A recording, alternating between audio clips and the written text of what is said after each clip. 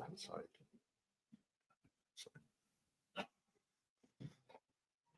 Sorry.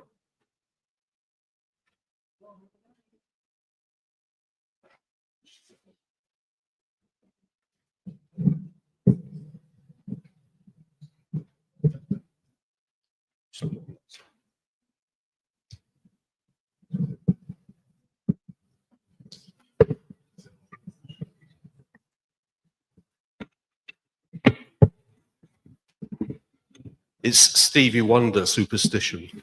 It's always got to be on that side.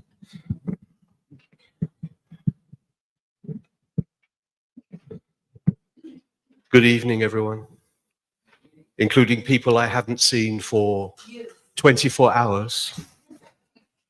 Thank you for coming out. I mean, it was a wonderful, wonderful audience for Wednesday evening. It must mean there's nothing else going on in Penang.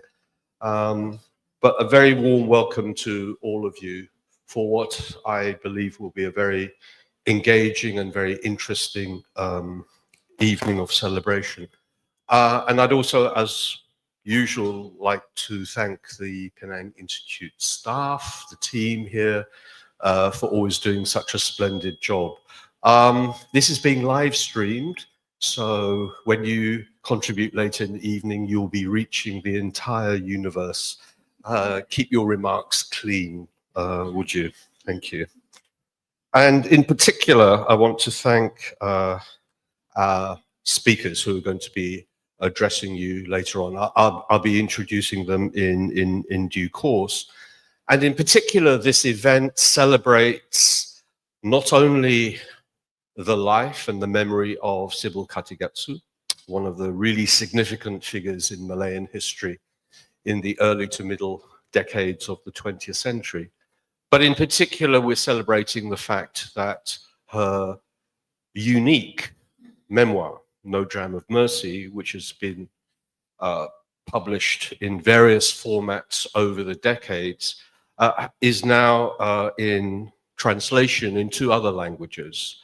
On the one hand, Fahmi Mustaffa's wonderful version in Kenangan Luka in Malay, and then also Jean-Charles Khalifa's version in French, Sans nuance de miséricorde. We've subtitled this evening's event as Eyewitness to History, and I think that's a fairly fair comment on the status of the writing. But as Elsa reminded me this afternoon, today's event also will be addressing the very power of writing and how writing can actually have an afterlife from the writer herself. So the importance of narrative, personal testimony, as well as the documents of history. I want to ask a very simple question. So who here in the audience knows at least something of the life and the legacy of Sybil Kathigasu? Just a little show of hands. That's excellent. I'd say that's probably 3/4 of the people. So the speakers, you know what a great audience you have to address later on. Okay, very informed Penang audience. Both for those who do know some of the story, but also maybe those who know less about the story. Let me just say something about who was Sybil Kathigasu, because it's a very interesting biography in and of itself. I mean, of course, she's best known as the nurse and midwife who supported the resistance forces during the Japanese occupation of the Malay Peninsula, which ran from December 1941 until the end of the Pacific War in August 1945. She was born right at the end of the 19th century, in 1899, but not in Malaysia. She was born in Medan, just across the straits in Sumatra. And both of her parents were certified as Eurasian under the classification system that was used not only by the British here in Malaya, but also by the Dutch in the East Indies. So her father was John Daly. He was an Irish Eurasian planter. And the mother was Beatrice Matilda. and she was a French Eurasian. And one of the important aspects of the biography is that she was brought up in the Catholic faith. And that's something that very much informs the writing and the worldview, as we will see. So Sybil then moved later to Kuala Lumpur to pursue her training as a nurse and then later as a midwife. And it was when she was practicing nursing at KL General Hospital, the same KL General Hospital that's still there, that had been founded as far ago as 1870, that she met somebody called Dr. Arumugam Kanapati Pillai. He was a second generation Tamil Ceylonese. And when they started courting, there were considerable objections from his side of the family on religious grounds. So, of course, he was a practicing Hindu. And as I mentioned, she was a Catholic. But eventually, I mean, I guess love can be very persuasive. His father agreed that he should convert, so he became a Catholic, and he took the name Abdon Clement Kathigasu. So that's how her name that has come down to posterity comes about. And they were married in St. John's Church in Kuala Lumpur in January 1919.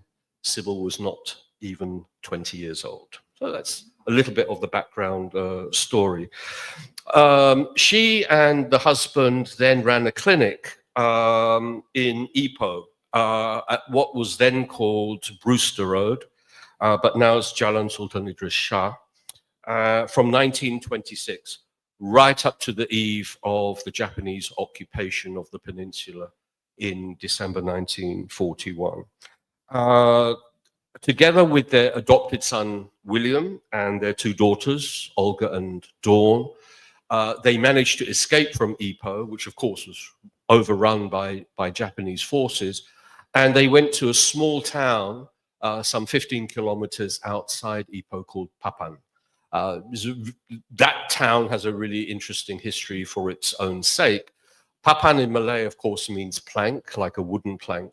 And so that gives you a signal to its origins as a lumber town back in the 1840s.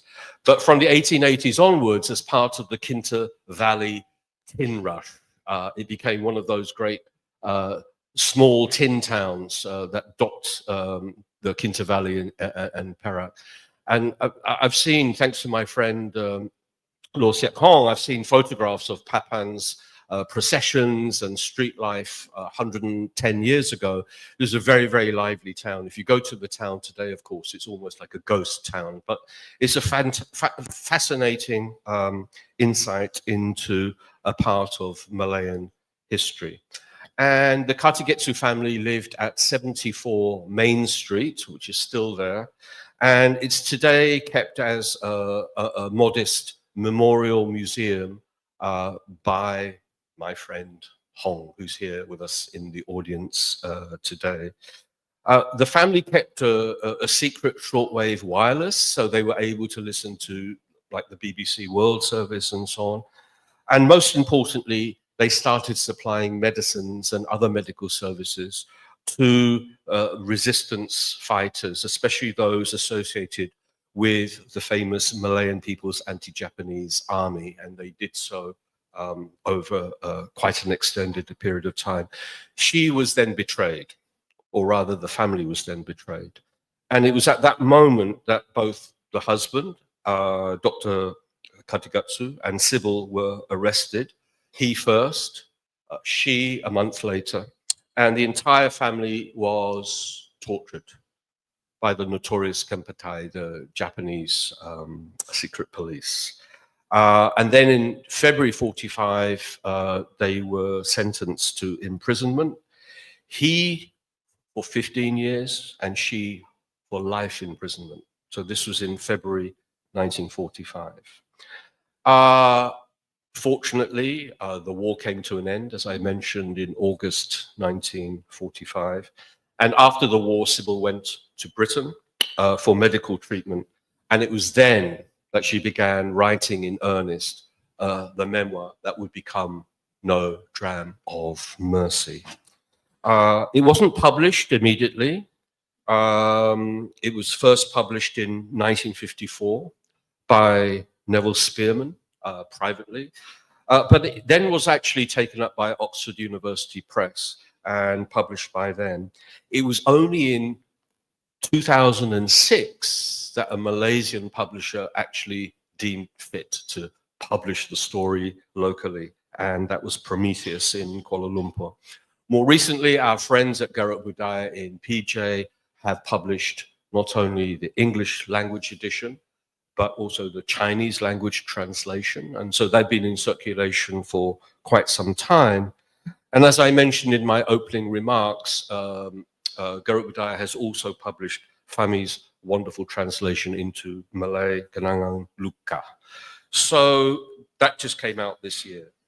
The British gave Sybil awarded her the George Medal, one of the highest civilian awards for exceptional bravery or gallantry.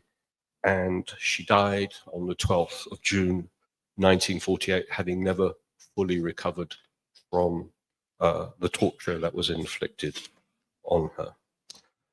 So we come to talk a little bit about the book No Dram of Mercy, and this will be mainly done by our very eminent speakers.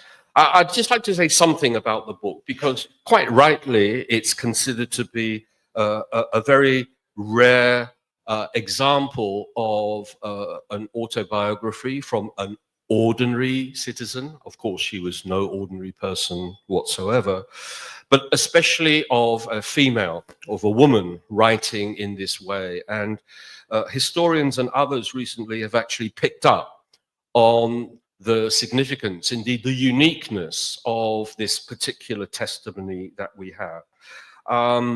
The scholar Shirley Lim has spoken about the ideas and values that underpin the account of the wartime. She was a great advocate of individual liberty, of freedom of speech.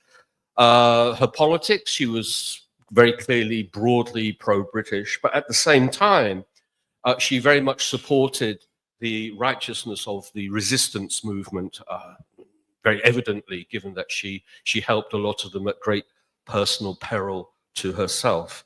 And of course, she held steadfast to her Catholic faith. So the book is an account, absolutely, it is an account of a kind of victory over pain, over fear, even over a kind of psychosis or madness. At the same time, I think it's also, as Elsa will remind us, it's a statement about the very power of writing itself. And I feel that Sybil narrating herself is, in itself, an act of heroic survival of sorts. It's a vital bridge between the documentary truth, the eyewitness truth on the one hand, and the psychological truth of the individual as she survived those tremendous disasters, personal disasters in her life. So I'd like now to introduce our three main speakers for this evening. And it's a real delight to have them here in Penang.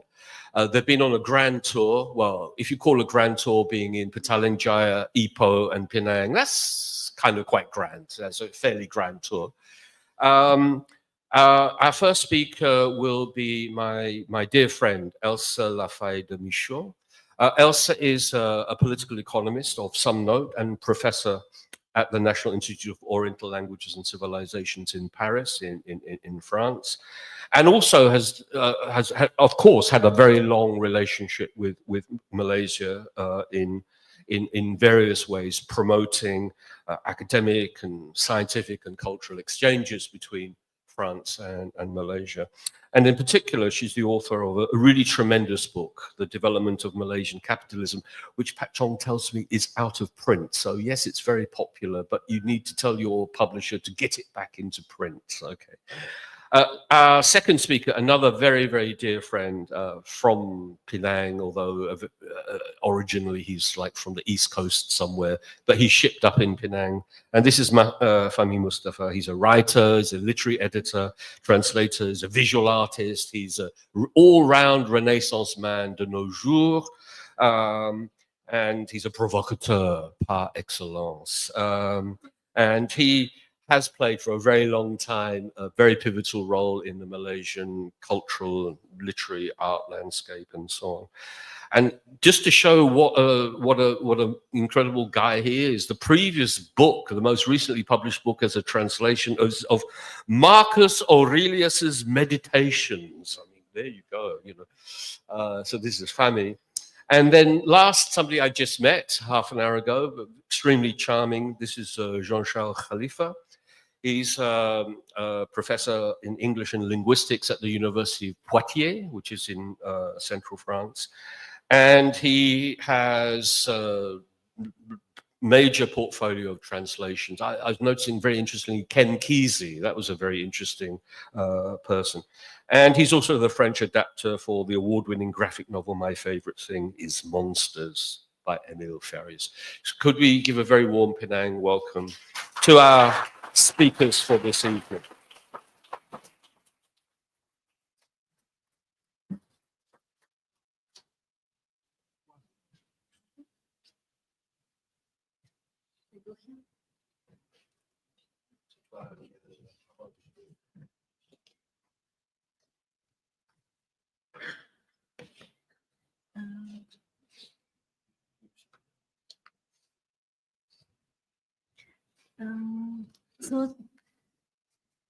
Thank you very much. Thank you very much, Gareth. And thank you very much, all of you, to be so numerous here. I hope you can hear me. Thank you very much for your warm presence tonight. Allow me to add some of my thoughts to the discussion on this book and to bring the view of a foreign researcher and a friend of the Malaysian people. Sybil Kathigasu is an exceptional figure, a woman from Southeast Asia, a heroic Malaysian whose courage continues to inspire us today. As a person in blood and flesh, she touches us directly in her roles as a professional nurse, midwife, daughter, mother, but also wife and friend.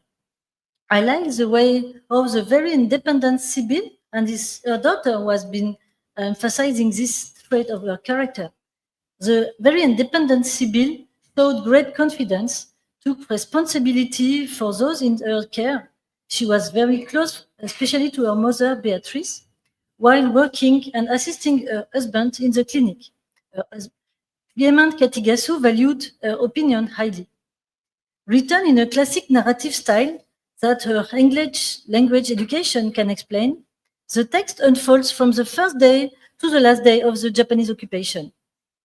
The tone of the book is at times not harrowing, but always lucid, as she's clear-headed and clear-sighted. But along the lines, she appears also action-oriented. She thinks things through and generally makes decisions very quickly, while remaining cautious and forward-thinking. This is reflected in the way she calculates who to trust, what to say and what not to say, and how to methodically separate information between recipients and interlocutors. It was precisely this reflexivity about each of her actions and their consequences that enabled her, after being denounced, arrested, and imprisoned, to outwit her tormentors and, despite the torture inflicted on her during numerous interrogations, to refuse to reveal any names. While, as you know, or as quickly drawing attention to herself and the fury of her main torturer, the Japanese Sergeant Yoshimura of the Kompentai military police. In this respect, her book is also a practical manual on how to resist an inquisitorial occupier who had managed to plant informers and spies everywhere, in Ipoh, in Papan, in prison cells. Also, I have been stricken by her moral force and ability to unite and rally those around her while in detention. She Obviously, she inspired courage in others through her examples, even in the worst of times. To me, as Gareth said, the second thing to remember from the text is that writings remain and have a power of their own. They outlive their authors and their torturers. The sphere of prosperity of the vast Japanese empire collapsed irrevocably 80 years ago. Today, we remember and we can read in many languages the story of Sybil Kathigasu, nurse and midwife from Ipoh. And we will, thanks to her and with her, walk the memory line. But having this text available in Malay and soon in French has been a journey in itself. So then now let's start by one beginning among the many beginnings behind this Malay publication, as well as the forthcoming French one. One of the beginning of it is that 10 years ago, in July 2016 in Kuala Lumpur, together with my dear colleague, political scientist Dr. David Delfoli, that was already well known in Malaysia and especially in his state of adoption, the Terengganu, and with also our very good friend Kwan, an awarded Malaysian young journalist, we set up the Institute Pondok Perancis in Kampung Atap. The institute that has become Kampung Atap, what has become since a Kuala Lumpur lively cultural place of interest. Maybe you know the Zongshan building. It was at that time the damp and decrepit remain overgrown with shrubs of a frozen food warehouse from the 50s. We were very happy and excited by the renovation project and suggested to rent a room as an independent research center that would serve as a bridge between Malaysian and French social science research traditions.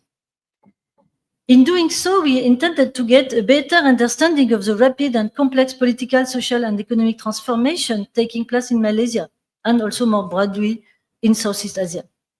By creating the Pondok at that time, we hope to contribute in our humble way to nurturing and strengthening the intellectual ties between our two countries. It was a time of rich imagination.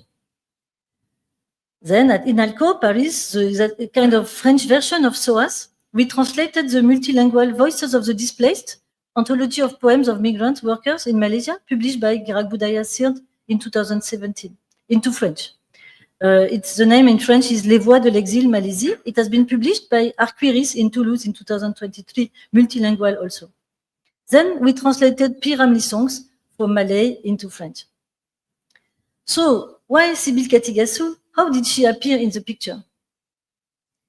As always, when it relates to research, it all started with an improbable chance encounter between a deep, lingering personal question and a complex reality encapsulated in what suddenly appears as a gem. It could be a book, a fictional character, a real person, what we would call a bisou. Here it was Sybil's dispensary in Papan, what Pierre Nora, the now defunct great French historian, would call un lieu de mémoire. I had known Sybil for a very long time, as I discovered her memoirs during my first or maybe second trip and fieldwork in Malaysia. I was reading her in a Cameron Island bus in the end of the 90s. So then, when I was discovering Sybil in the bus, it was very strong, and I remember I was looking at the books and say, "Oh, can somebody sell such a book? It's so hard, and there is no warning written on it, you know."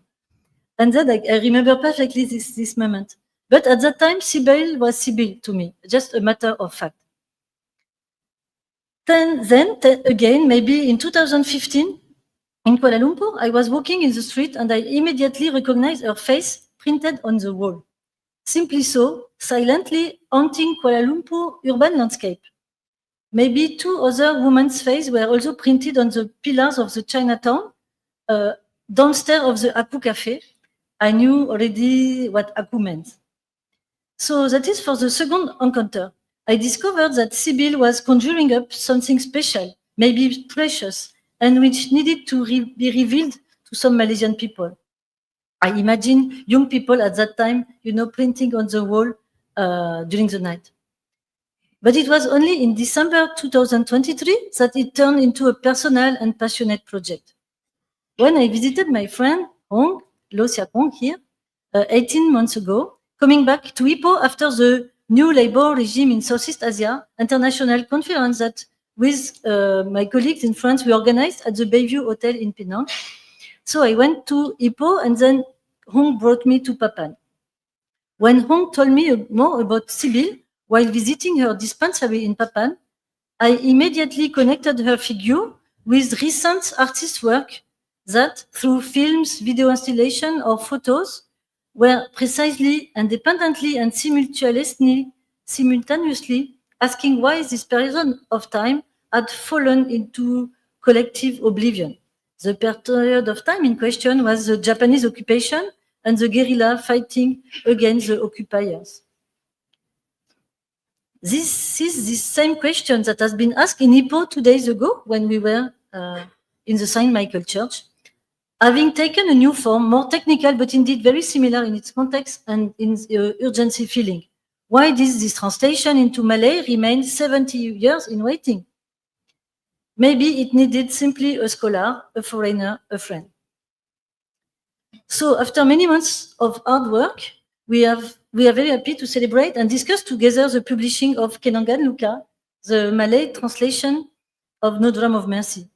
Besides this editorial achievement, we acknowledge in this occasion also the existence and the high literary quality of the earlier Chinese and Japanese version of the book, while we prepare the last details of the French version. But navigating from one language to another is never straightforward. It's precisely such passage, this linguistic transposition, this dig into her text and her own language that Fahmi Mustaffa and Jean-Charles Khalifa will explicit for us now. So just a last note, as a research object, for me, the publication of Sybil Kathigasu's text in Malay and in French differ completely. Through the Malay edition, I scrutinized the Malaysian renewed relationship to history and collective memory beyond the possible mystification of historiographies. While in French, I intend purely to bridge the gap between our countries, as this period of time of the world history called World War II, whose Asian part, and especially the Japanese occupation in Southeast Asia, is largely ignored in France. So because of these drastic differences, two types of translators have been commissioned, but both excellent in their own right. So time for them to talk now, and time for me to disappear from the stage and let this book follow its destiny in Malaysia and beyond, with the hope that it will find its place in an enlarged collective knowledge about Malaysian history and in the heart of the Malaysian people. Thank you very much.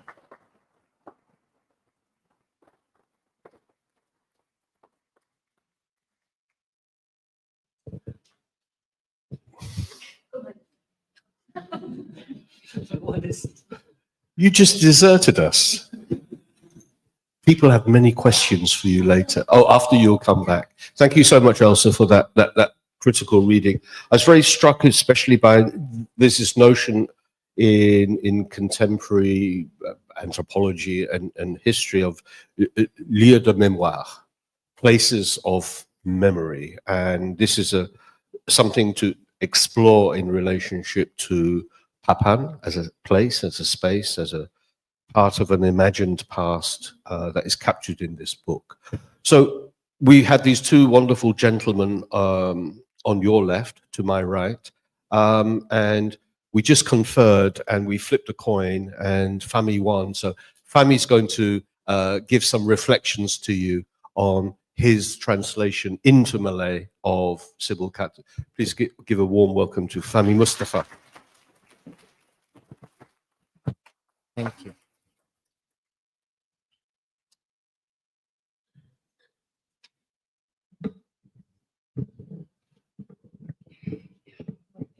Thank you.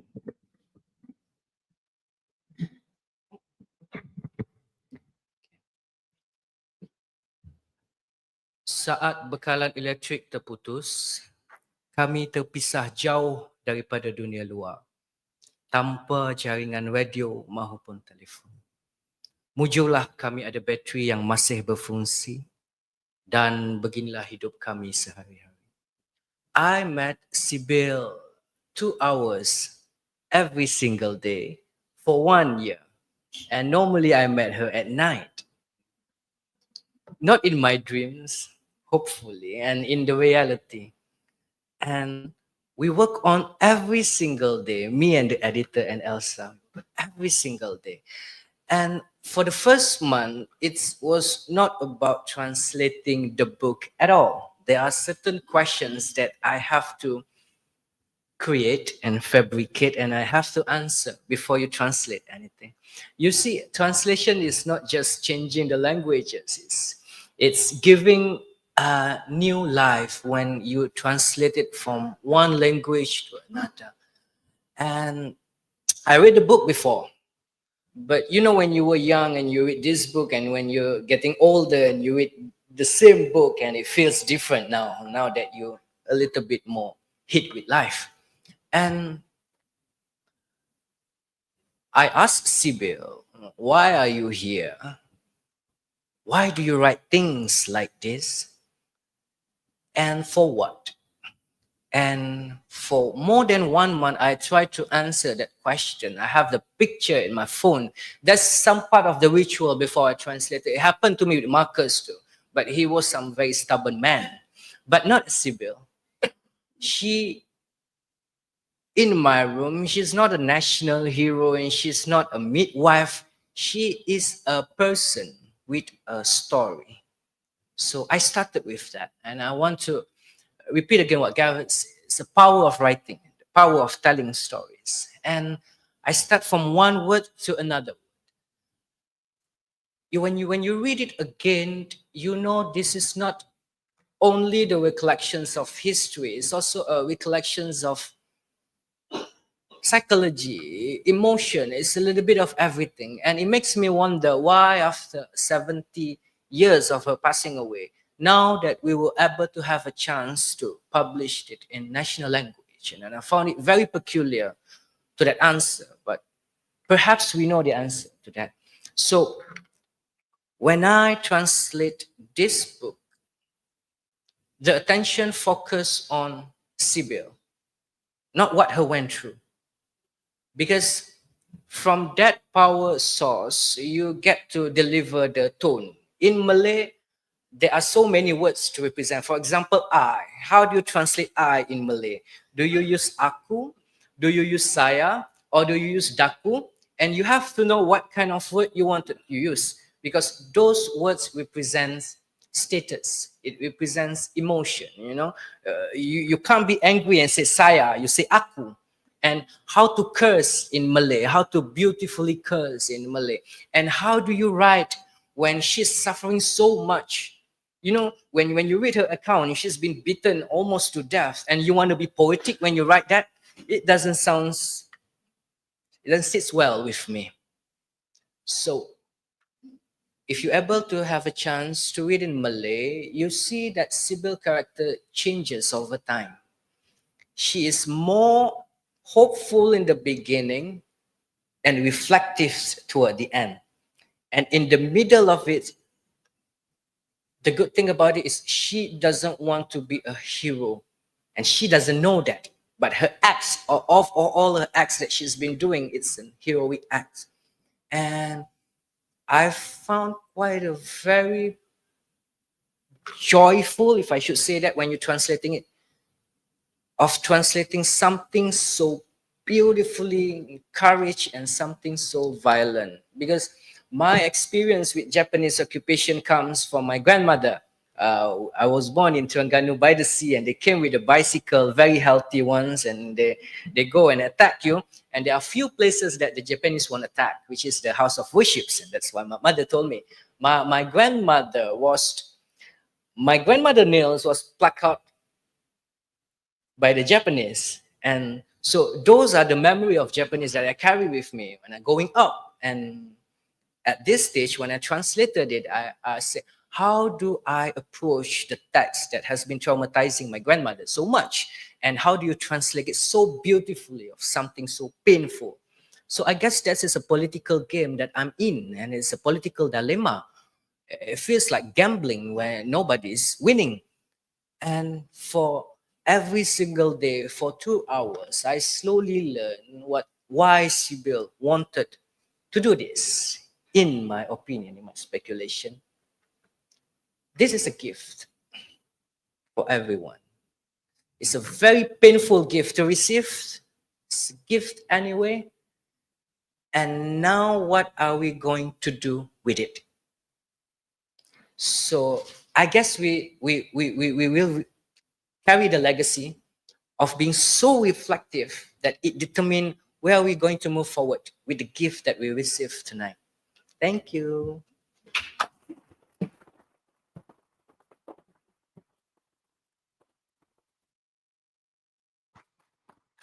I told you he's a man of great beauty and insight, and his year-long affair with Sybil, 2 hours every day or every night. Yeah, it is interesting for at least some of us. So he mentioned his grandmother's memories of the Japanese coming to Terengganu on the East Coast, and similarly with my mother, who was very, very badly beaten in Singapore. She was actually also working as a nurse and a midwife.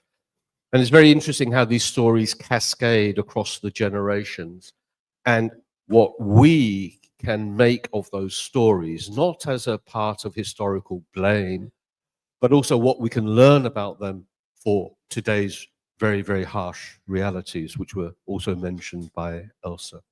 So now we turn the word over to Jean-Charles Khalifa. Jean-Charles.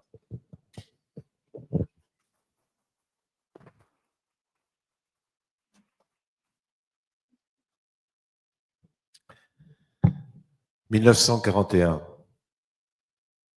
J'habite avec mon mari le docteur et nos 3 enfants en Malaisie du Nord.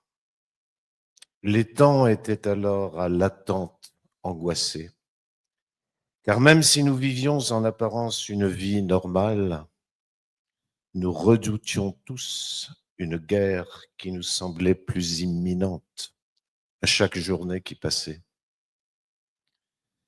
La maison familiale était située à Ipoh, une ville prospère sur la rive du fleuve Kinta, centre névralgique de la région des mines d'État, qui bientôt allait devenir la capitale du riche État de Perak. La ville était entourée de collines encore tranquilles, collines arrondies que le soleil colorait d'un blanc bleuté, couronnées d'arbres qui se répandaient depuis leur sommet, telle une peinture verte qui coulerait d'un tube. Un paysage splendide, encore vierge de toute trace de guerre, des détonations des canons, des traques de maquisards, des pillages et des rapines qui allaient bientôt le ravager sous l'occupation. Ici, Jean-Charles. 1941年，我和医生以及3个孩子住在马来亚北方。那是令人忐忑不安的日子。虽然表面上生活一如既往，我们却为迫在睫眉的战争担心惧怕。我们的家在怡保，它是近达河畔一个成长的市镇，气矿区的中心，就快成为丰饶的比里州的首府。围绕这个市镇是仍然平静的山区，圆顶的山区在阳光中蓝白的交际，树木覆盖着高坡，像绿色的颜料从管中流溢出来。那是美丽的乡土，乃茫然于军事侵略将会带来的战争、枪声、游击队、打抢和掠夺。1941年12月8日清晨，我们的老朋友乔治·威佛来到我们位于博洛士大陆的家。他激动万分地嚷嚷道：“你听到消息了吗，卡太太？”我还没来得及回应，他又脱口而出：“战争爆发了，日本人轰炸新加坡了，所有在马来亚的日本人已经被猎捕。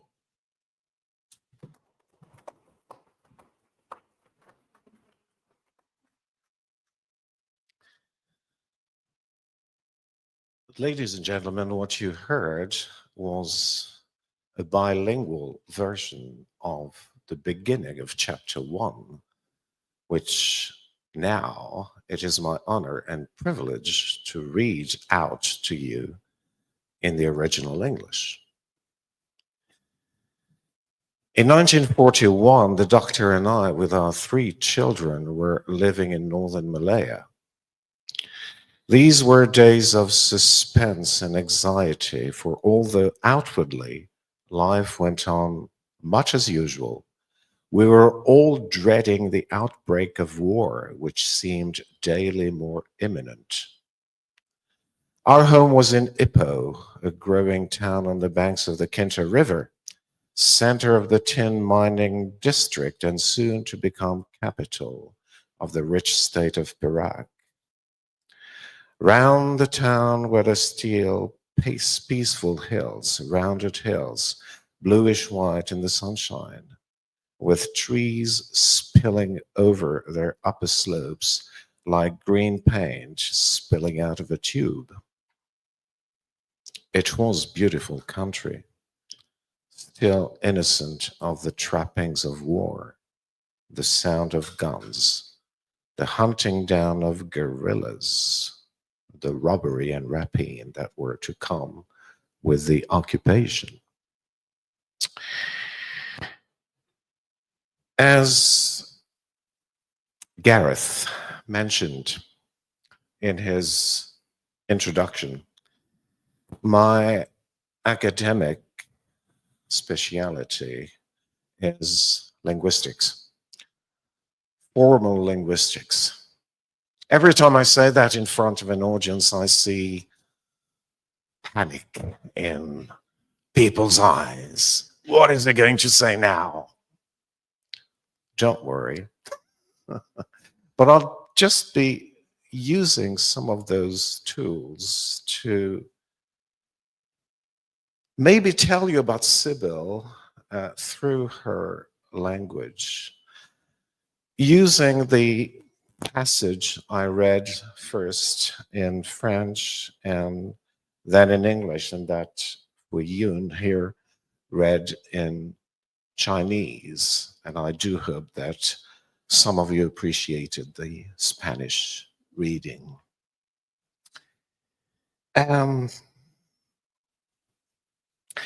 Let's take the first sentence of the original again in French and first in English. In 1941, the doctor and I, with our 3 children, were living in northern Malaya. Now, this is a simple sentence, as Sybil was a simple woman, and her style is very simple, deceptively simple to translate. But perhaps we will return to this later on. A simple sentence with a subject, the doctor and I, with our 3 children. This is a complex NP, complex noun phrase, sorry. But it's the subject of the sentence in English. A verb, live, and a locative complement in northern Malaya. But what comes before that is what we call in our lingo a time adjunct in 1941. If I were to read my French translation again, I don't know how many of you here understand French, but let me read it for you again. 1941. J'habite avec mon mari le docteur et nos 3 enfants en Malaisie du Nord. For those of you who did understand French, maybe there's something that struck you. The word order is not the same. And interestingly, my friend Fahmi here, we haven't, been coordinating on this, and we talked about this in IPO for the first time only 3 days ago, I guess. And I said, Fahmi, how did you translate that first sentence? And interestingly, it was literally the same as the French translation. Because the French translation, if I were to give you a word for word rendering of it, would read 1941, full stop. I live, in the present tense, with my husband, the doctor, blah, blah, blah, blah, blah, in northern Malaya. Now, how come we have, you know, from both, well, not exactly both sides of the planet, but I mean, so far away, how come we have come to the same solution?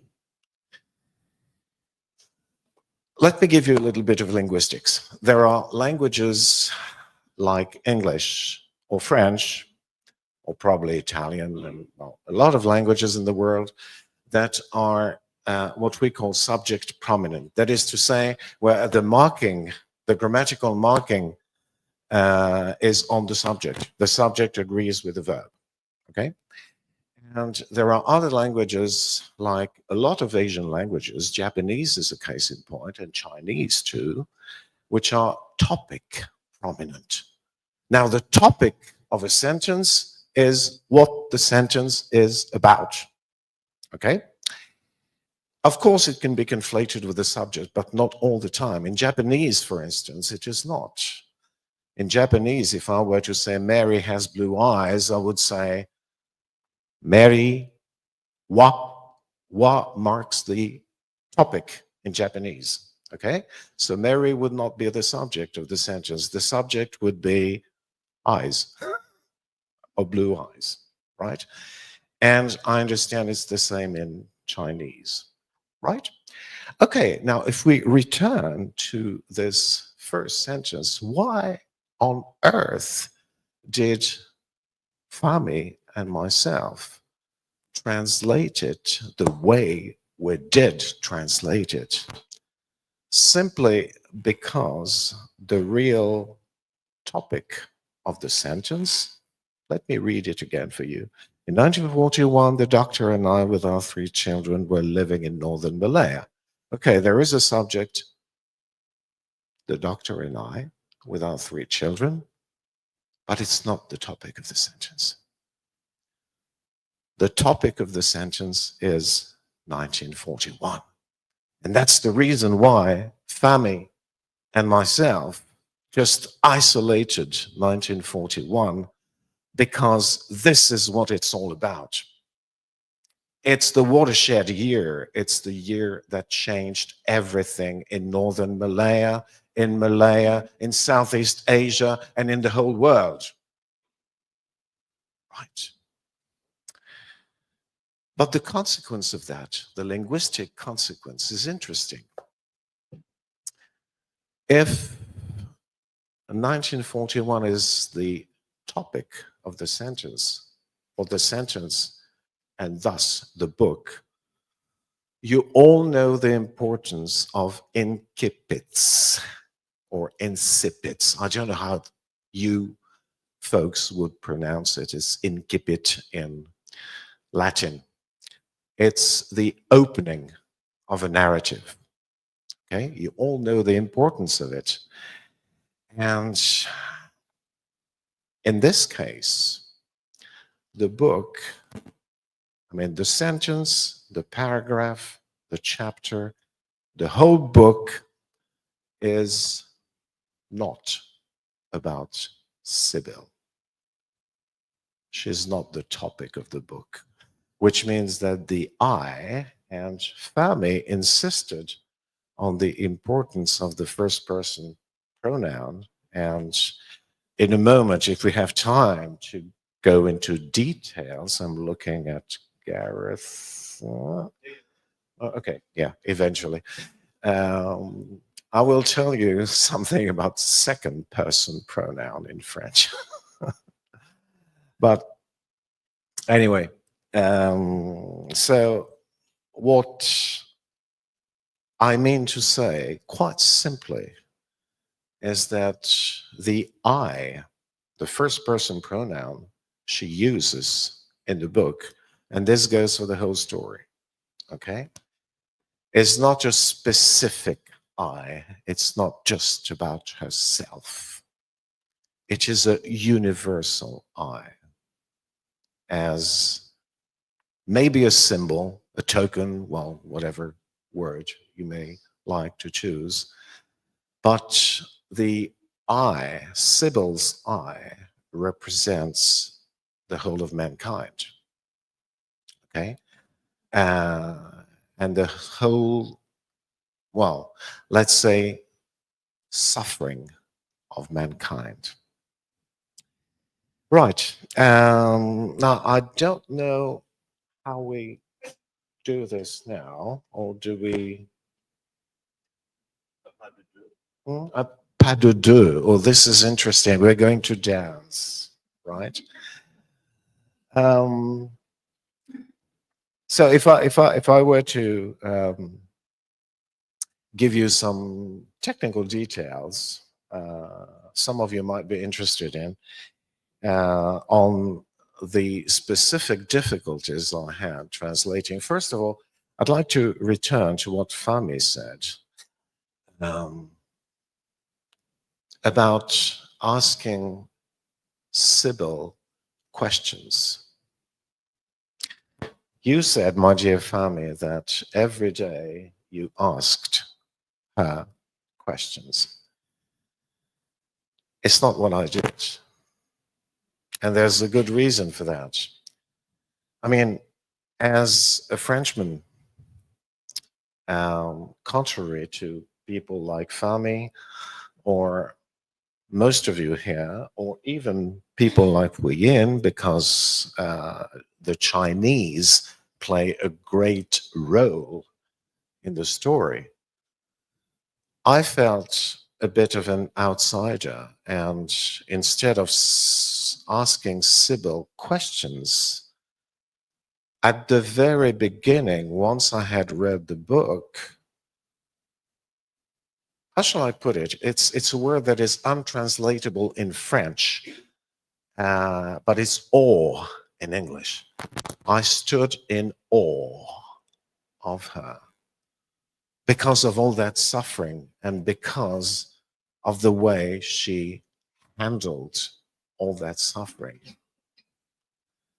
So, as an outsider, I took a more technical approach and not an emotional one, as probably Fahmi did. And I said to myself, okay, these are just a few examples. We might take more as we go on. But first of all, how am I going to render the tenses in the narrative? There's only one tense in English, I mean, for past events, and it's the simple past, okay? Whereas in French, we have at least 2 or possibly 3 or even 4, right? We do have a simple past, but it's out of use now in oral French. It's still very much alive in written French. The second one we have is the passé composé, or compound past, which is, well, morphologically, it's very much similar to the English present perfect, okay, with the auxiliary have and the past participle, but it doesn't have the same use at all. For instance, in French, I could say, I have seen him 2 days ago, which is impossible in English, right? I would have to use the simple past. And then there's the pluperfect, and well, okay, but I won't bore you to death with that. So what am I going to do? My solution, which is a standard solution, was to use the simple past for the narrative passages, okay? Simply because we're dealing with a writer who was educated in the early 20th century, right? So who writes like, well, in a very classic fashion. So I used that for the narrative passages, but I used the passé composé, the compound past, for all the dialogues, right? The second thing is, you know that English only have you, second person pronoun, right? Which historically wasn't true. Well, I mean, back in the 16th century, you had two forms, you and thou, right? And we still have two forms in French, right? Tu, which is the familiar form, and vous, which is the respectful form. But it's only you in English, so how are you going to decide, right? How are you going to decide how much distance there are between the characters in a way that would allow you the two, or would, disallow the two? This was quite a complicated story. How is Sybil addressing her mother, for instance? I decided that she would address her mother with the respectful vous, right? But her husband with the tu, and of course, her children with the tu.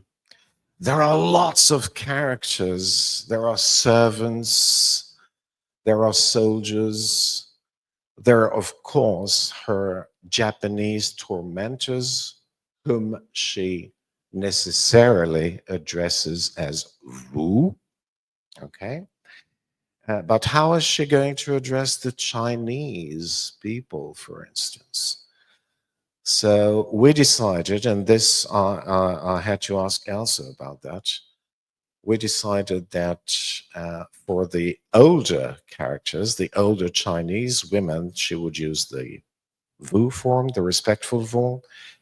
But on the other hand, for the younger ones, she would use the other form.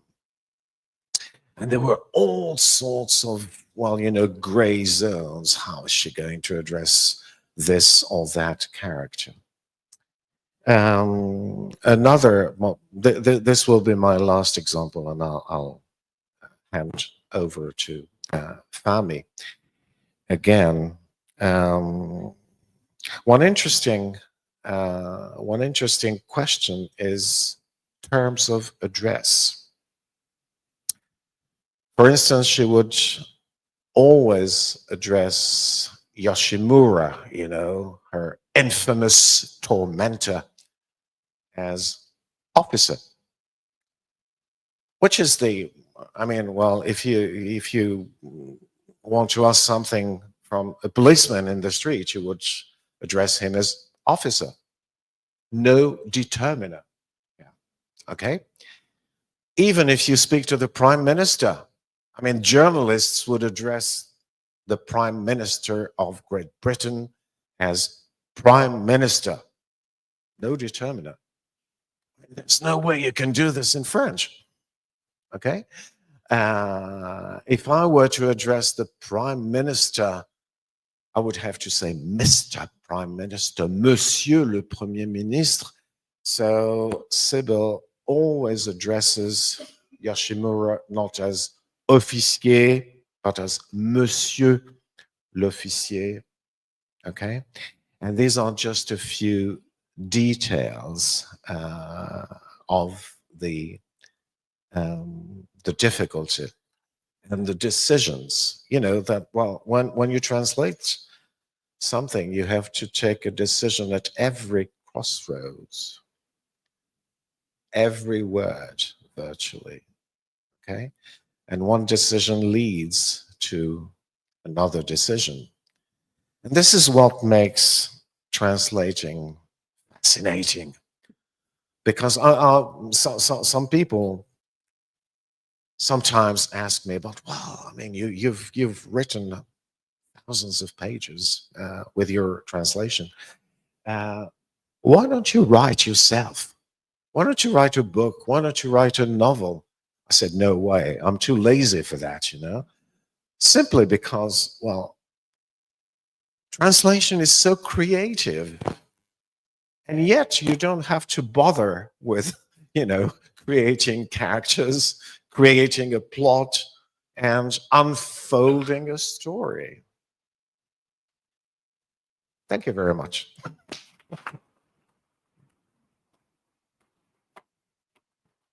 Oops.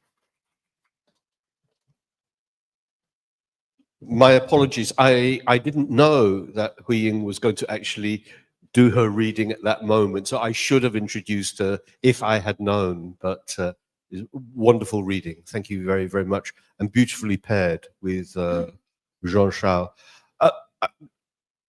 Fahmi, are we going back to you at the moment? I know this is extremely random, like just to have been told by Jean-Charles, we're going to hand over to Fahmi. But Fahmi, I want to ask you a question that's just been raised by Jean-Charles.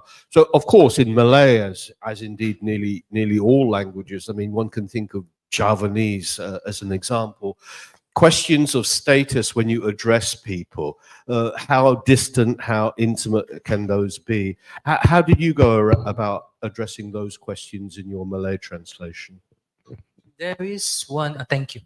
There is one chapter where the Kempeta wanted to call her Tuan. You know, the thing we should know is Sybil is somewhat moderately fluent in Bahasa Melayu.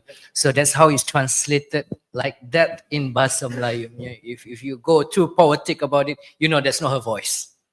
Okay. So there is one sense where the Kempeta wanted for her to call Tuan. And in Malay, Tuan means different thing. You call Tuan for a police officer. Yeah.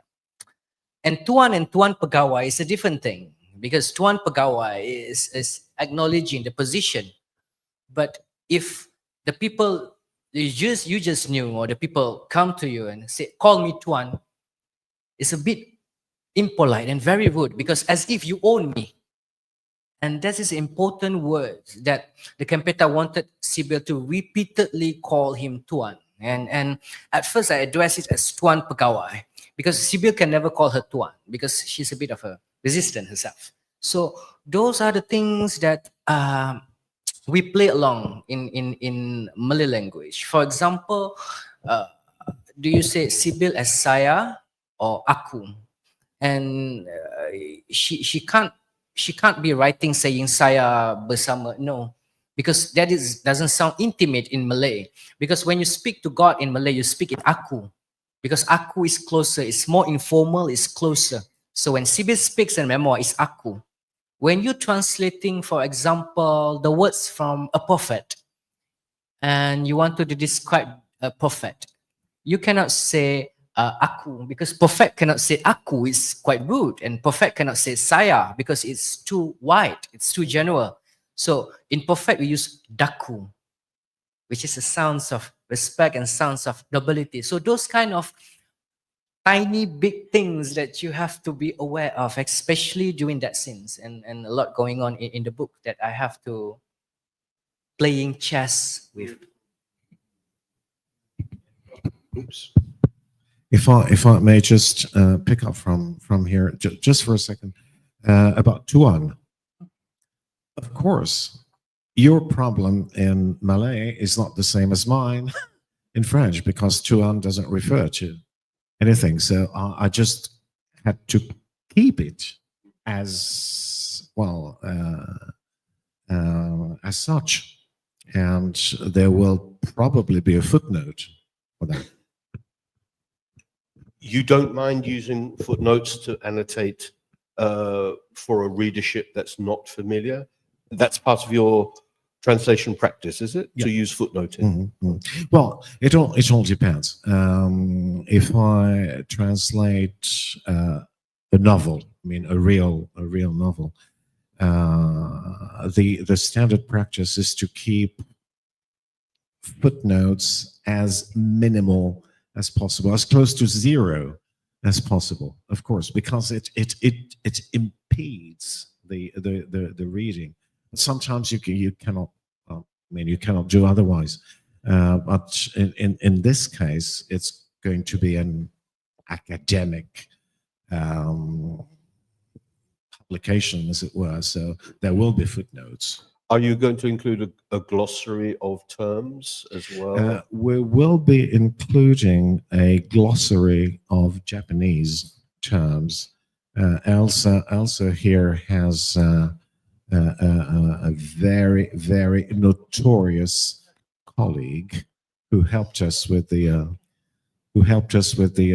various Japanese terms, and especially the transliteration of the Japanese terms, because of course that's not the same in English and in French.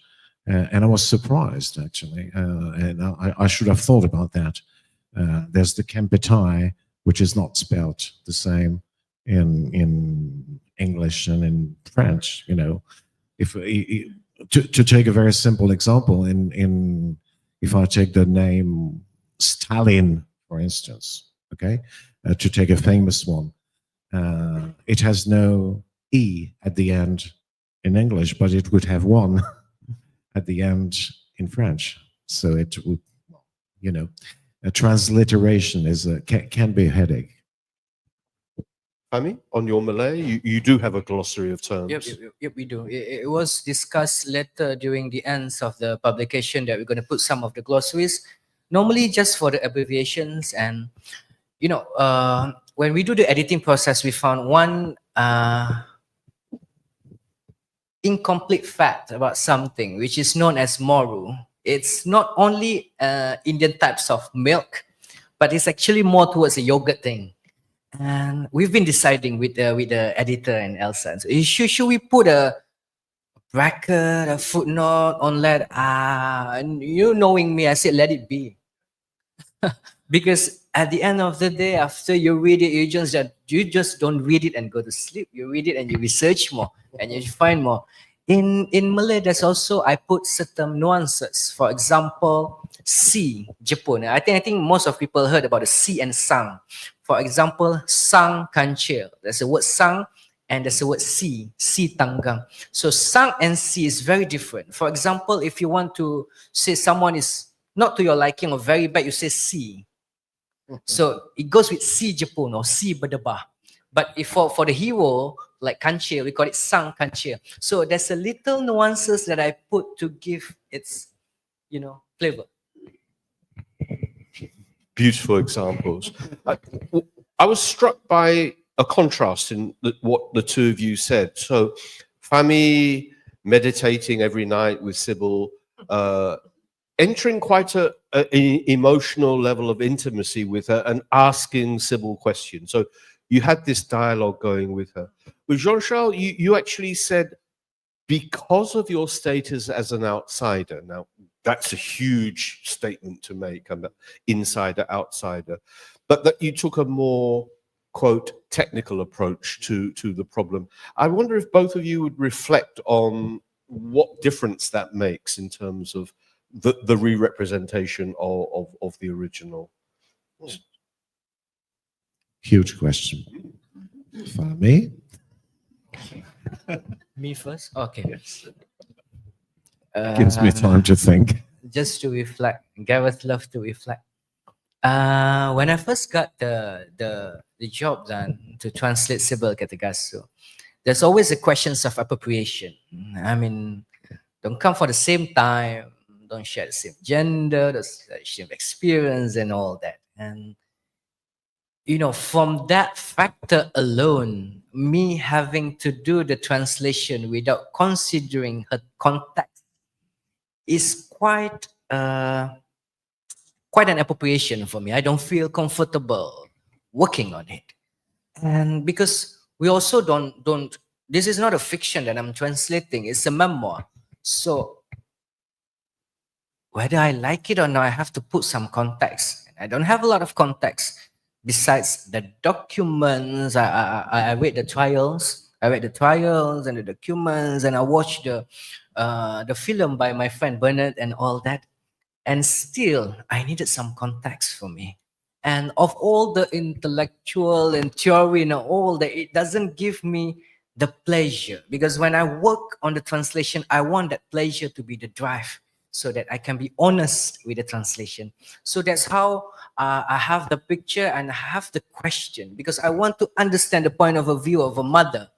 And I talk to a lot of motherly figure just to get the tones right. In Malay, you have two things when you translate. You have the nada, which is the tone, and you have the nadi, which is the source. So not only I have to translate it correct, I have to translate it of how Sybil would love to be translated as when she's speaking in Malay. So you understand? Yeah. Sometimes I go, yeah, but it's like that. I mean, so I've done some translation work from the mid-20th century, which is Sybil's period. But such has been the change in the English language over that period of 70 or 80 years. So did you adopt a Malay that you thought mimicked, and the same question to you, Jean-Charles, did you adopt a Malay or a French that you felt mimicked a kind of English of that time, which belongs to that time, is a slightly formal way of writing, which would probably sit with a younger generation as being slightly stuffy, slightly, formal, as I said? Or did you try to replicate a kind of tone and form of expression of that time? So in other words, I'm asking you about the temporal question, how the language shifts over a period of 8 decades. Another broad question, of course. Okay, let's just start with the back and forth, if you like. Of course, my original idea was to keep the French text as close to the original as possible in terms of what you said. Of course, the English language has enormously evolved over the 70, 80 year period. So that's the reason why, as I said at the beginning, I stuck not to my guns, but I stuck to the simple past. A lot of fiction today in French is written in the passé composé, that is to say, the compound past, which mimics, in a way, the orality of French, such as it has evolved again over the past half century. Also, there's the question of tense and the question of mood. For instance, the subjunctive in French is virtually extinct now, even in written French. It sounds a bit, how shall I put it, highbrow, or maybe too stilted, But there are points, there are, for instance, conjunctions which necessarily take the subjunctive in French, even in contemporary French. One such example is though or although. Though or although would take the indicative. Though I did this, although he did that, okay, no subjunctive here. The subjunctive is also extinct or virtually extinct in English. There are traces such as, well, I don't know, whether he be, you know, the be of whether he be is, which sounds like, oh, even God save the queen, the king today. God save. This is not present tense. If it were present tense, saves, okay? Save. That's a remnant, if you like, of the subjunctive. But anyway, so English has virtually lost the subjunctive mood. French hasn't, but it's out of use. But with conjunctions like though, normally you should write a subjunctive form.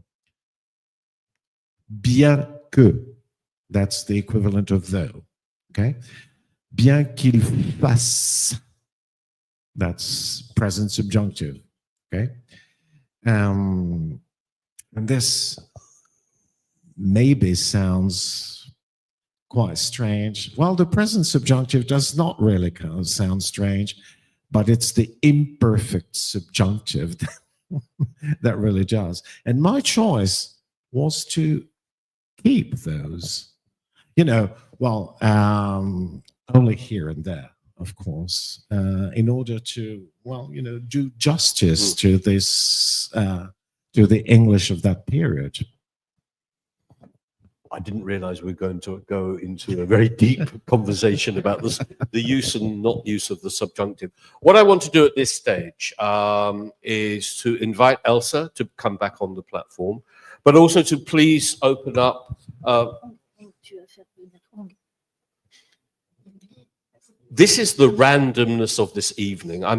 It's like reading the news live and you have the producer in your ear telling you this, that, and the other. I'm sorry, I'm not going to do that. What I'm going to do at this moment is please open questions from the floor, because I think actually that's the most important thing at this moment. So fascinating. We've heard about Sybil as a historical figure, the biographical. We've had some very interesting reflections from Elsa on the power of writing and the power of narrative and storytelling. And two sets of very insightful reflections on the process of translation, which is, it's a wonderful, wonderful, wonderful subject. And I think the similarities between them, but also the contrasts between the approach. That was me giving you time to think about the questions that you're dying to ask. Do I need to come down to the floor and cajole people? Yes, young man, right at the back.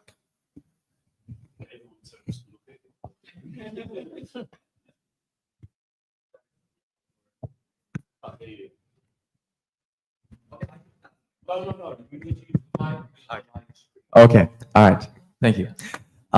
So I have a question regarding the, I really appreciated the foregrounding of the impossibility of equivalency in translation.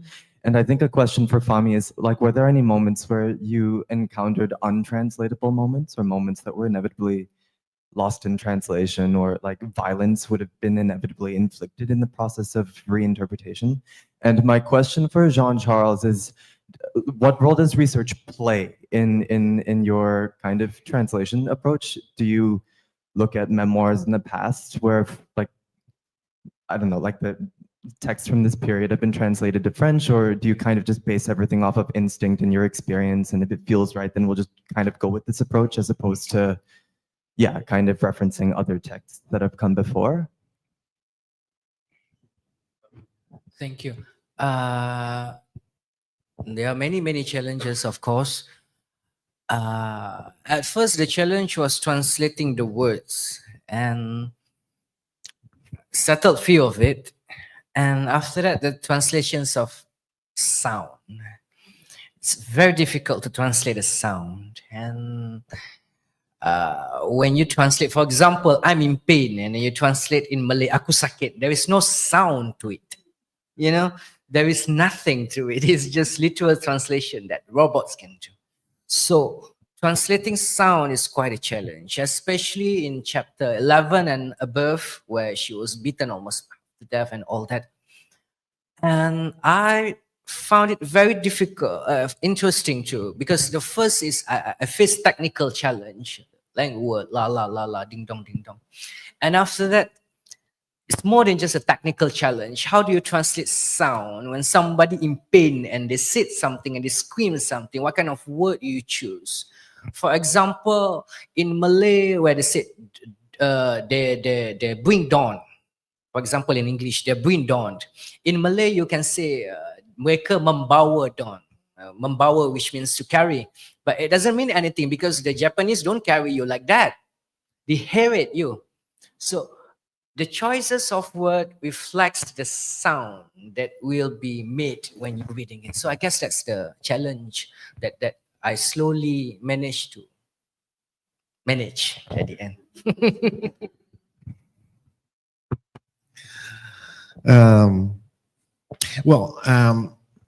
To be honest, this was the first time I translated a lot of fiction, also a lot of non-fiction, but it was the first time I had actually translated a memoir, which is a bit challenging in the way, in the sense that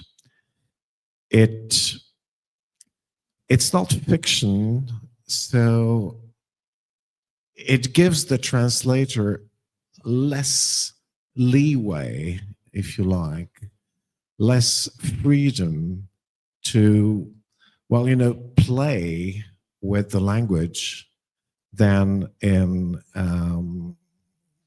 the thousands of pages of fiction I translated in the past few years. For instance, there are in the Ken Kesey book that you mentioned, which was Kesey's last book. It was published after he died. There are, at every turn, there are, puns and word plays that give the translator a lot of leeway to play with. Only one example I can give you, maybe you can appreciate. In the novel, which is kind of a dystopian story. There's a girls' band which is world famous and whose #1 hit is entitled Parsley, Sage, Rosemary, and Newsweek. I don't know how many of you understand the pun. Parsley, sage, rosemary, and Newsweek. Okay. So what should the translator do at this stage? This is the sort of thing you don't find in Sybil's memoir, The idea when you translate fiction, real fiction, is not exactly to translate the words, but to adapt, if you like, the pragmatic weight, the pragmatic impact of the words on the reader. Okay? And from then on, you can play whatever you like. Okay, good. Please, more questions? Yes. If your translations were given to somebody who's as good a translator, not AI, would Sybil approve? Because Fahmi's is a very personal one. And I would love to be able to know enough Malay to be able to read it. Whereas yours is a much more academic approach. Mm. And it seems to me, I would go for the heart because I haven't read it, but it seems like she wrote from the heart. Would she approve? Would she recognize what she'd written? It's a tough question. That's a tough question, indeed. Let me put it this way. If you gave Sybil's book to Deep L or an AI, Would she approve? I think she would. Quite honestly. Having to see her every night, she would love it.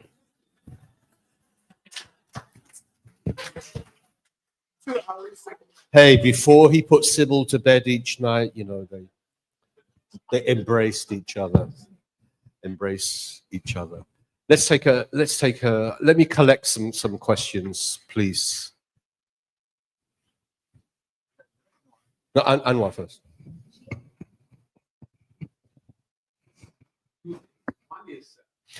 Sybil's death and burial in Lanark. I wonder why that happened and why that place was chosen. And then, of course, he was taken out and reburied in Perak.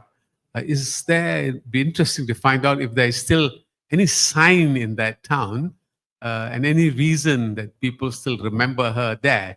Because in maybe Lanark. in Lanark, yeah. And although the grave has been taken, maybe a sign was put there that Sybil was buried here once, you know, if not like she was eliminated and moved out of that area. The second thing I wanted to mention is a new link that she is having with Penang. And that is Cardinal Sebastian Francis has started the process of getting her canonized. And he has already called her the servant of God. So her story is not forgotten. Her story is now being rejuvenated and giving a whole new spiritual recognition also. Yeah, thank you. Elsa, on Lanark, do you know something? Yeah. If I may, Lanark, indeed, she was nearly recovered. She nearly recovered. She had, we don't know exactly, but Ward and Miraflor talk about 30 surgery over months in London, and then she was much better. And even she went to Lourdes in France, because when she was in jail, she made two vows. One was, if I survive, I will go to Lourdes to thank God, Lourdes in France, and then I will write my memoirs. So, and also she has written the memoirs for people to know. That's why she needed Malaysian people to know. That's why the work of Fahmi was really relevant, and I in my opinion, excellent, also on her behalf. And then, so Lanark, she went to Lourdes, and then she was much better, and she was ready to come back home, and everything was prepared for her coming back to Ipoh. But in Lanark, she was suddenly, she went there to meet friends and to rest some weeks there. And the preparative to go back were ready, nearly ready. And then suddenly she felt sick and things have been accelerated. And she had a septicemia, I think, in the jaw, which was because she has been so much beaten that it was broken, and then surgery, and months after the repair, indeed she died of it. So Lanark was a very sad, I think, step in the ordeal. Yeah. Do you want to say anything about the canonization? The canonization, yeah. If you have been listening very carefully to what I said, I decided with Hong, I will translate it. First, I said, this story, Sybil's story, is so interesting for France because in France we know about resisting the German. We have our families, but also our literature is full of these stories. And also torture, we call it Gestapo, the place where, and the Gestapo places in town, we know where they are, etc. So we are so familiar with this, but not what happened in Southeast Asia. So people can have all the keys to understand what happened to Malaysia under the Japanese, and especially to Sybil's story. So I was thinking, oh, this story must be translated into French. And I asked, oh, was it translated in the 50s into French? I was sure it might have been. And he said, no, not translated. I say, would you be happy if I translated into French for the memorial, etc.? I say, oh yes, I would be happy. And also French is a pivot language for translation. For instance, from Korean to Arabic, very often it comes through French, you know, because we have a lot of excellent translators, and French is really a pivot language. So if Sybil is translated into French, then it can be translated into Arabic and to other languages. So it's interesting for her to be translated into French. So we were discussing that. And then 5 days later, I come back to Hung. I say, by the way, it has been translated into Bahasa. He said, no. I say, okay, if I do in French, I do in Bahasa. Let's do it.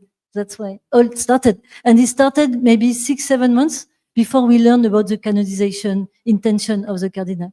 So it was very, at the same time, in the air, you know, but not related. I'm going to say this, Anwar. I worry a little bit about how the canonization efforts have been proceeding. There seems to me quite a lot of appropriation going on into, and then it becomes a kind of exclusive issue. Yeah, she becomes a religious icon and whatever. And how does that sit with other ways of understanding that time, that place, that experience, that individual?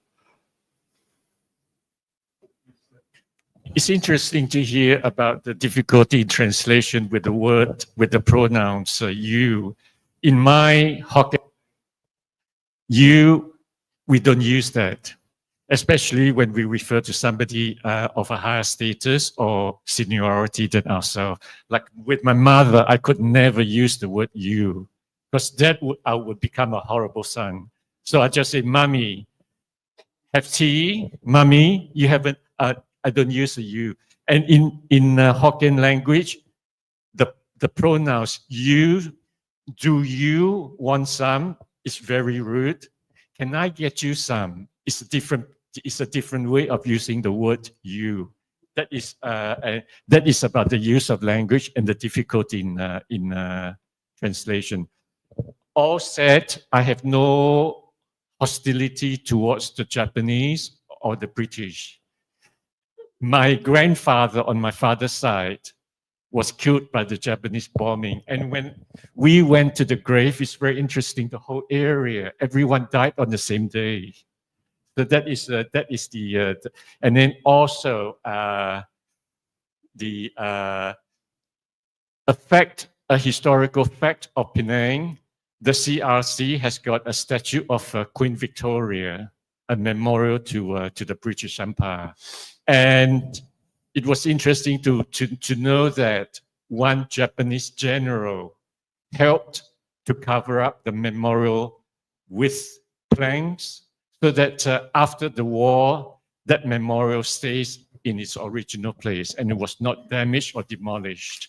And we have to understand, how did we interpret the motivation of the Japanese general who helped to preserve that British monument? Did he expect the Japanese occupation to be just for a short while, or was he sort of halfway pro-British or whatever? How do we explain the motivation? Thanks. We're not going there. Hadi?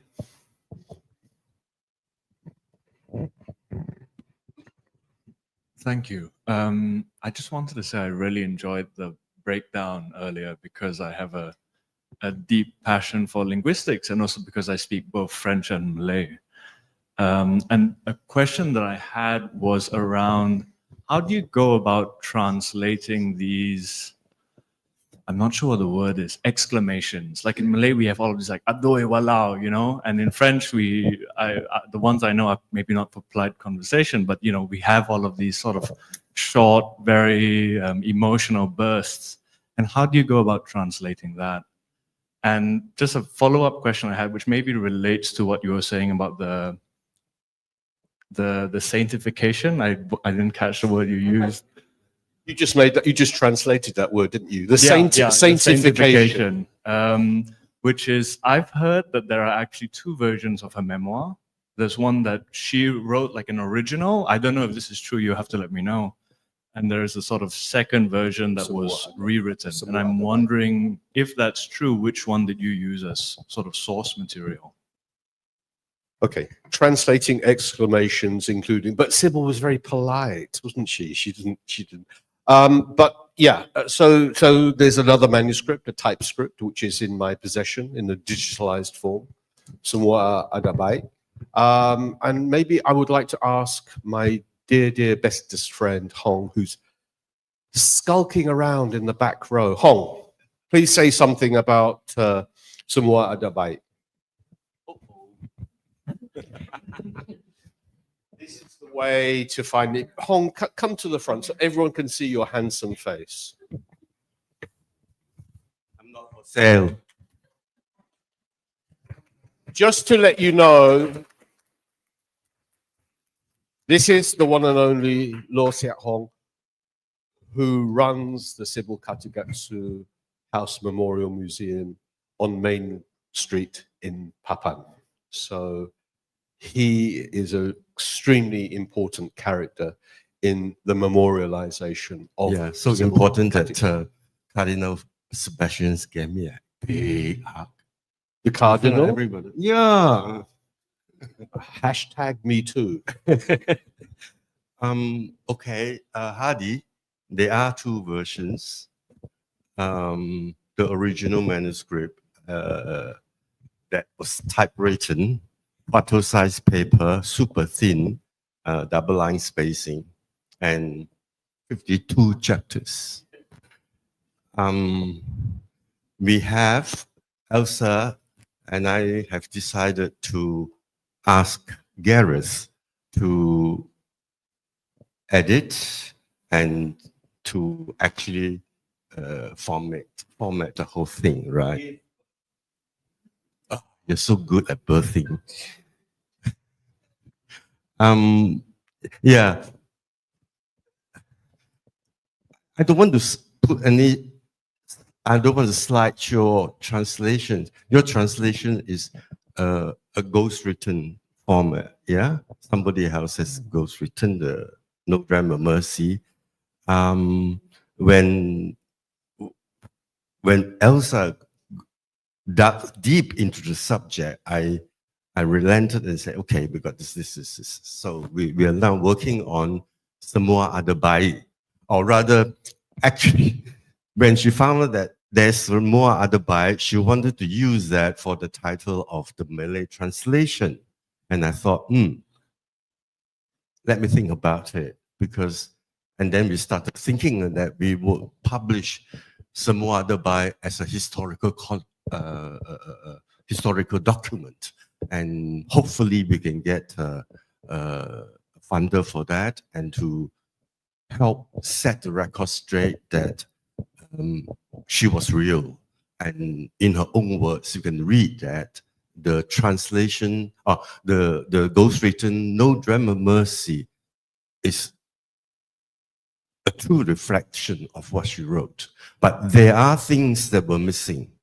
Let me go into my wallet to find a piece of something that, I have to say, the person who found Semua Ada Baik sitting in the back too, my classmate Fong Lun.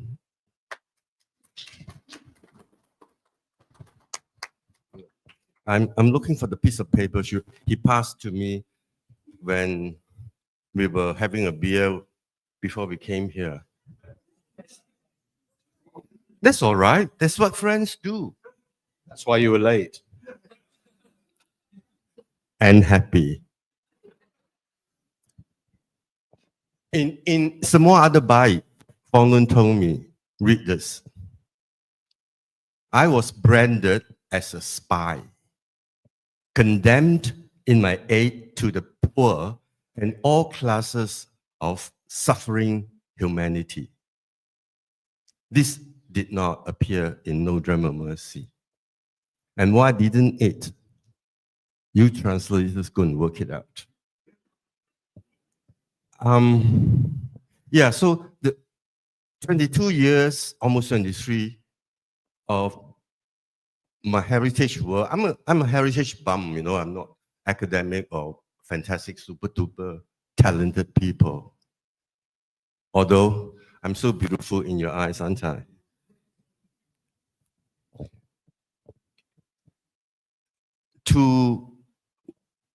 Well, it was like my friend told me at the beginning, you know, it's a first class ticket to nowhere. Oh, there's no destination. Of course, it's about people jumping in, coming up, and just doing what they do best for Sybil and for humanity, basically. You know, the translations, the Japanese translation, the Japanese who came to look me up and then had me take him to Papan to photograph, and then he got me to write a preface for his translation and so on. It is not just my work, it's people who empathized with Sybil and understood what she went through and wanted to spread that message. And I think, thank you very much, Elsa. Thank you, Gareth, Jean-Paul, Jean-Charles, and also, of course, Fahmi. I don't have much more to say, thank you. I'm caught like this, you know. In KL also, I was sprung, you know, I wasn't prepared. Okay, we don't have much time left because the Penang Institute staff has been here for a long time. I would take, if there one or two short interventions. I don't need speeches about Japanese officers covering up Queen Victoria, but if anyone's got anything specific, David, if anyone's got anything specific that they'd like to ask Elsa or Fahmi or Jean-Charles, please speak now or forever hold your peace. I'm the auctioneer. Going. You see, I knew you'd come in. I like it. She just got her bid in time. Grandmother? Is it your grandmother or your mother that the Japanese did something to? Grandma. Grandma, yeah. Why? It's a difficult question to answer. Why? My mother was also tortured. It's a thing. I mean, talk to Rebecca, talk to others in the room who have older generations who went through that. Let's make it a wrap, because Duri has carried on her back all these books, and I promised her she could carry back an empty box. It's a way of supporting translators. It's a way of supporting the project that Elsa initiated, and it's a way of supporting independent publishers and bookshops. So if you are interested in what you've heard, I mean, there is the English language version, and of course, in particular, Fahmi's marvelous Malay language edition. So it just leaves me to say thank you for coming out on this Wednesday evening. I do want to just big up a couple of things while I've got the microphone.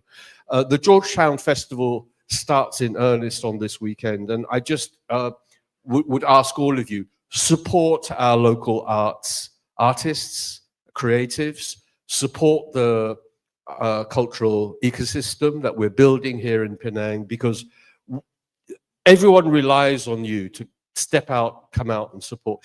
In particular, at the bookshop, at Hikayat, we have the most marvelous exhibition from Rebecca Duckett-Wilkinson, who's sitting here. And you have to come and have a look at this show. You will be blown away. I'm not literally blown away, but you will be blown away figuratively. So could we please show our great appreciation to, from the left, Jean-Charles Khalifa, Fahmi Mustaffa, Elsa Lafay de Michaud, Hui Ying, Hong, where's Hong gone? Hong, hi Hong. And thank you for coming and making it such a splendid evening. And we'll see you again on the other side. And guess what? They'll sign the books for free.